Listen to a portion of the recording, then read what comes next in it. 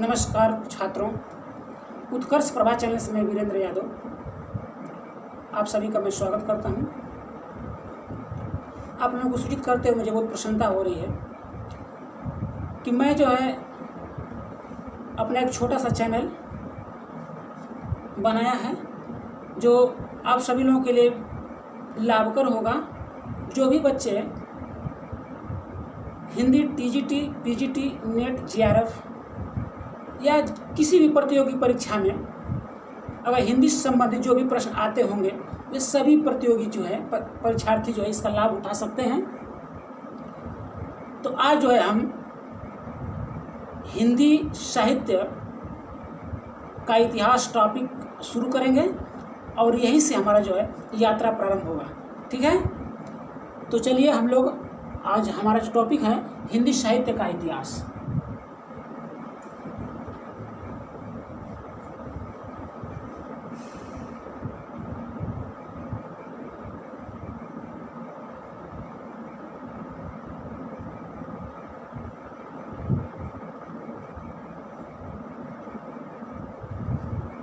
हिंदी साहित्य का इतिहास।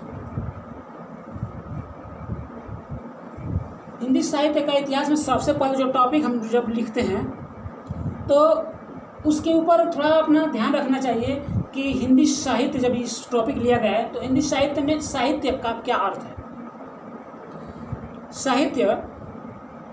साहित्य का अर्थ ये होता है, महावीर प्रसाद द्विवेदी जी ने साहित्य के बारे में लिखा है, साहित्य जो है समाज का दर्पण होता है। साहित्य समाज का दर्पण होता है।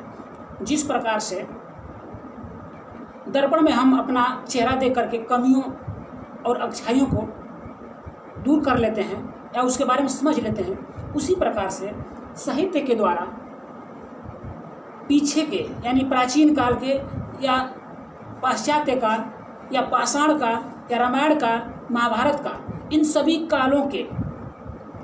कालों के बारे में हम लोग अध्ययन कर सकते हैं या जान सकते हैं साहित्य के द्वारा। उस समय जो है लोगों का व्यवहार कैसा था, उस समय की संस्कृति क्या थी, वेशभूषा, आचरण आदि किस प्रकार के थे, उसको हम इस साहित्य के द्वारा समझ सकते हैं। ठीक है, तो हिंदी साहित्य उसको समझने के लिए ही अनेक विद्वानों ने अपने ग्रंथ के माध्यम से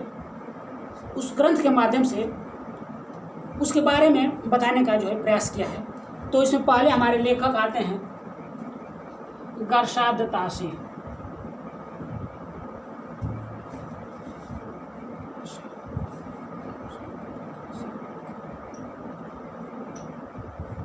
गरशाद तासी ये जो है फ्रेंच विद्वान हैं।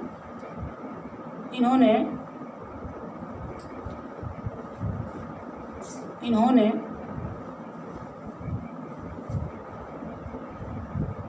अपना ग्रंथ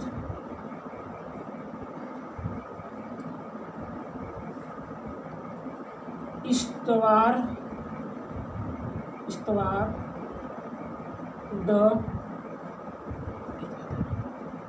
द ला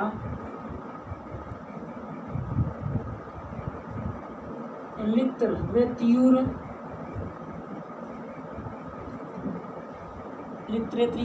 एंदुई ए हिंदुस्तानी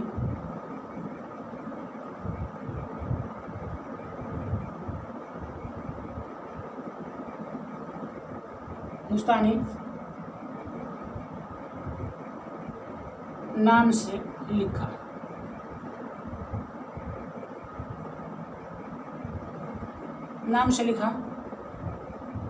यह ग्रंथ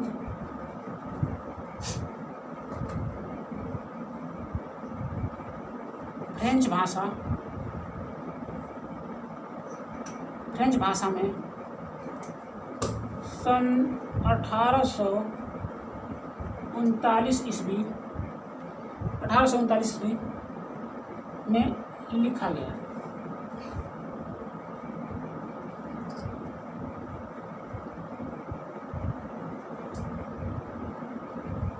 इसमें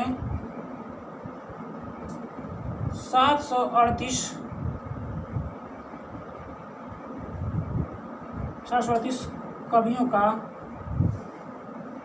वर्णन मिलता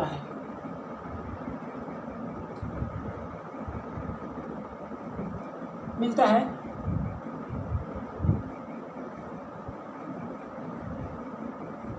जिसमें 72 कवि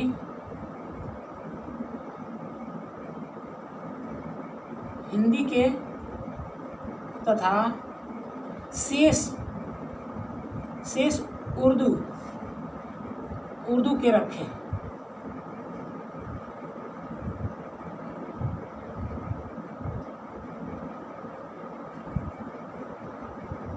ये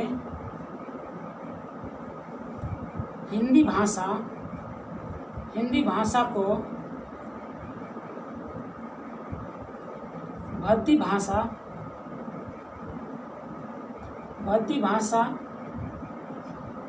भाषा की संज्ञा दी।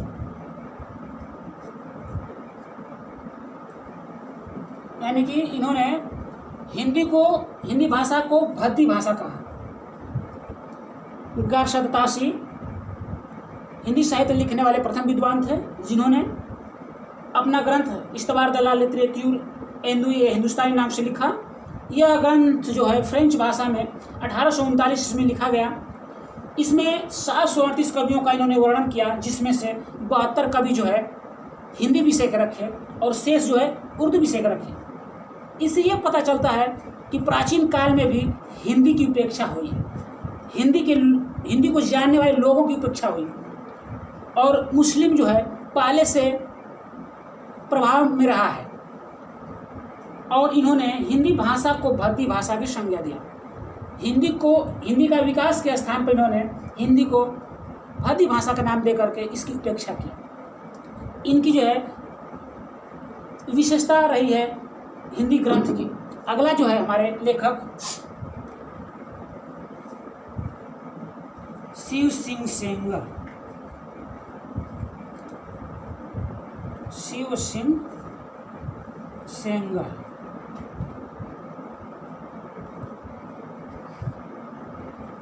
इनके ग्रंथ का नाम शिव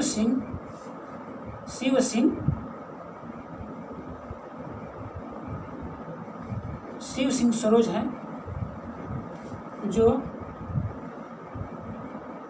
सन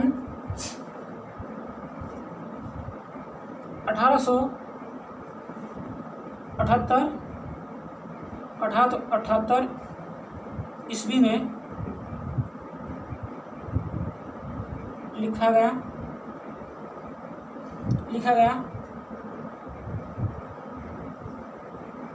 यह ग्रंथ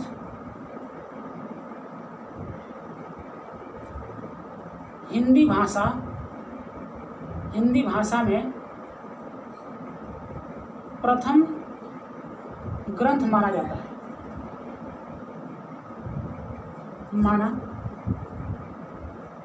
माना जाता है। इसमें लगभग 1000 कवियों का वर्णन मिलता है। इसमें 1000 कवियों का वर्णन मिलता है। हिंदी साहित्य का इतिहास दूसरे नंबर पर शिव सिंह सेंगर ने लिखा, जिनके ग्रंथ का जो नाम था शिव सिंह सरोज, जो 1878 में लिखा गया। यह हिंदी भाषा में लिखा गया पहला ग्रंथ था। इसमें लगभग 1000 कवियों का वर्णन मिलता है।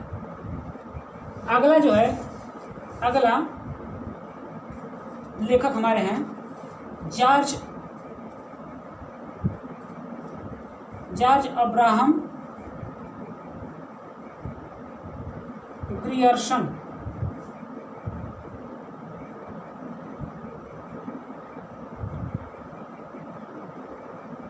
इनके ग्रंथ का नाम द मॉडर्न वर्नाक्यूलर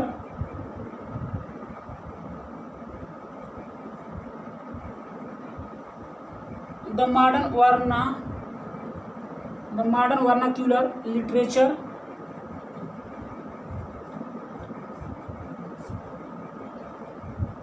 ए हिंदुस्तान।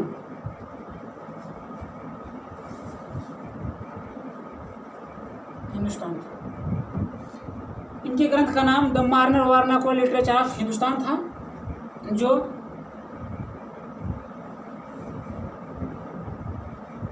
अंग्रेजी भाषा लिखा गया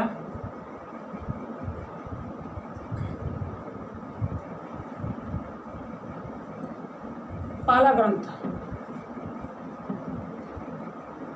जॉर्ज अहमद ग्रियर्सन के ग्रंथ का नाम जो है the modern vernacular of literature था, जो अंग्रेजी भाषा में लिखा गया था।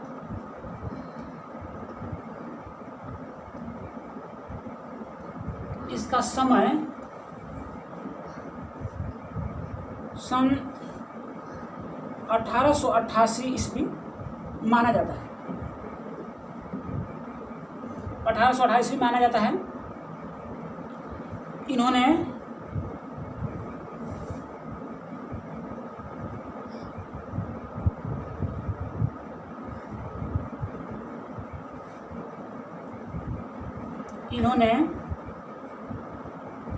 भक्तिकाल को स्वर्णकाल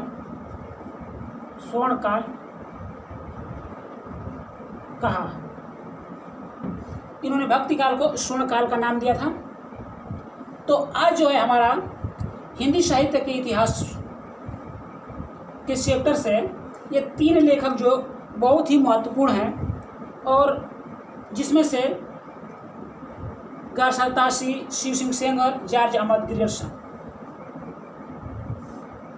इनके बाद जो है एक और लेखक आते हैं जिनका नाम है मिश्र बंधु। ठीक है, अगले चैप्टर में है, अगले वीडियो में